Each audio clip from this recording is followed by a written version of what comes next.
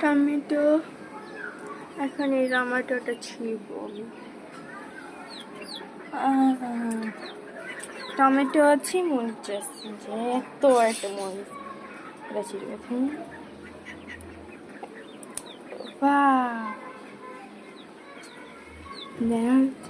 Tomato ছিঁড়ব। আরো 2টা tomato আছে কিন্তু ওগুলা কাঁচা।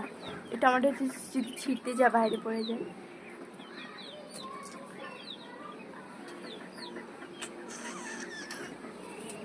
কত সুন্দর।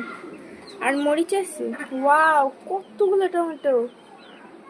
বাহ, আপু তো ভালোই চাষ করি। এই যে একটা মরিচ ছিলাম, এটা আরো বেশি ভালো। মরিচ এই আস্তে ছিঁড়ে যাও। ও ছিঁড়ছে, চলো চল। এই যে আপু এসেছে, আপুর গাছের থেকে আমরা যে শাকসবজি উদ্ধার করলাম। সুন্দর, এখন খাবো। হ্যালো গাইস, আজকে আমরা এখান থেকে অনেকগুলো টমেটো ছিল, এখান থেকে একটা টমেটো নিচ্ছি। এই যে লাল টকটকে টমেটো। আর এখানে আরো অনেক বেশি টমেটো আছে। এটা হচ্ছে একটা ক্ষেত বলতে গেলে, আরও চাষ করা হয়। আঙ্গুর গাছ ছিল, তুলে ফেলেছে। এখানে ফুলও আছে। তারপর কথা জানি যে কত বড় বড় মরিচ। আমি 3টা মরিচ ছিঁড়ছি, এগুলো বলে আরো বড় হয়।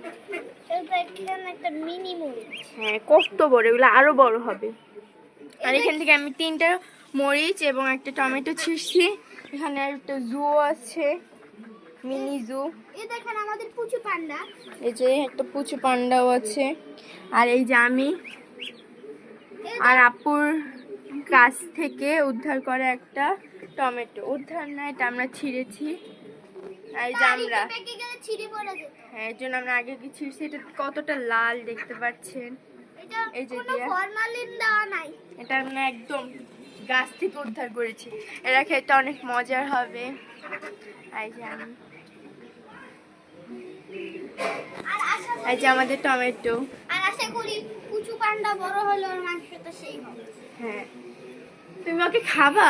না, কতটা খারাপ, ওকে খাওয়ানোর চিন্তা। এই যে আমাদের টমেটো, এই যে আমরা, এটা আপুর ক্ষেত থেকে আমরা নিয়েছি। আর 3টা মরিচ। বাই।